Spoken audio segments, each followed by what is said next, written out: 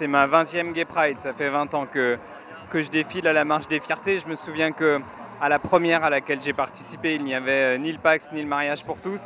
Entre-temps, il y a eu des progrès. Il y a eu des progrès parce qu'il y a eu des marches des fiertés, parce qu'il y a eu des mobilisations, des gens pour les porter, des associations pour défendre l'égalité des droits. Et donc, je viens ici à la fois pour célébrer ce chemin parcouru et pour dire aussi qu'il y a du chemin à parcourir encore. Je pense notamment à la question de la PMA.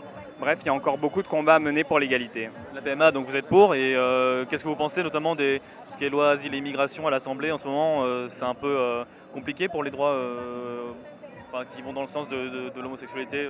Bien sûr, quand on voit la situation d'un jeune homme comme Moussa, qui est militant d'aide et qui risque d'être expulsé dans son pays, où il risque la mort simplement parce qu'il est homosexuel, le moins qu'on puisse dire, c'est qu'il y a encore beaucoup de combats à mener, et cette loi asile-immigration ne nous fait pas progresser. Vous revendiquez votre homosexualité, c'est d'autant plus important pour vous d'être ici? Il ne s'agit pas de la revendiquer, on m'a un jour posé la question et j'y ai répondu tout naturellement.